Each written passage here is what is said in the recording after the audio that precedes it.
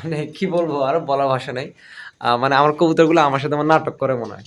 এই দেখেন আমার এখানে কিছু এই যে রেসার বাঘাগিরিবাজ কবুতরগুলো কোথায় বসে আছে। নামাজ বাদ দিও না বন্ধু, দুনিয়ার জীবন থেকে আখিরাত উত্তম। আসসালামু আলাইকুম রহমতুল্লাহ, ওয়েলকাম করছি Anis agro farm Facebook page এবং ইউটিউব চ্যানেল থেকে। এই দেখেন আমার কবুতরগুলোর অবস্থা দেখেন, মানে বাইরে কি সুন্দর একটা খোপ দেওয়া আছে। এই দেখেন আমার রেসার কবুতরগুলো দেখছেন কোথায় ডিম পারছে। মানে এখানে যে উঠে দেখবো আমি জিনিসটা দেখাই আপনাদেরকে। এই যে আমি যে মানে এখানে যে উঠে দেখবো এরকম কোনো পরিস্থিতি নেই, ঠিক আছে। দেখেন এখানে দেখেন খোপ আছে, তারপরেও এই যে একটা খাঁচা, এই খাঁচার উপরে আমি একটা ডিমের ইয়ে দিয়ে রাখছিলাম।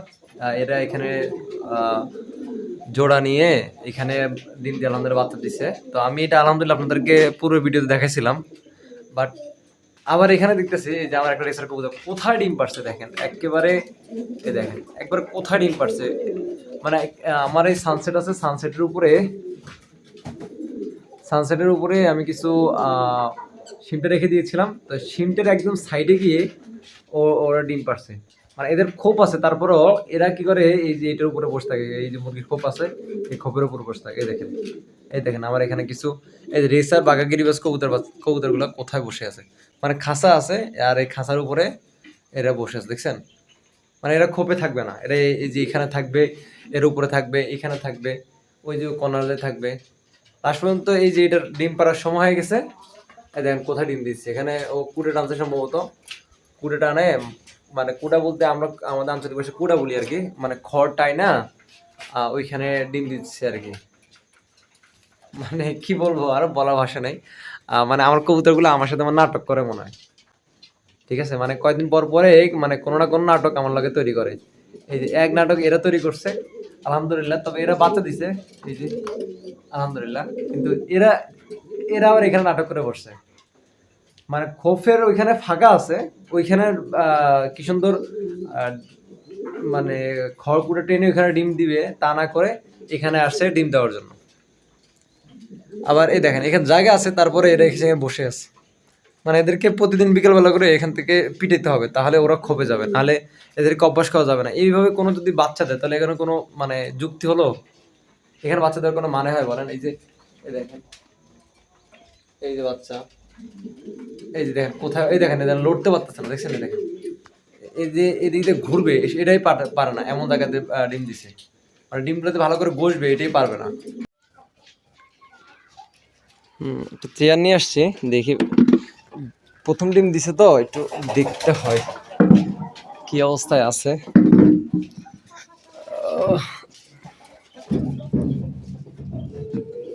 খারাপ না, মার্শাল্লাহ সুন্দরভাবে আছে, বাট ডিম তো দেখতে পাচ্ছি না।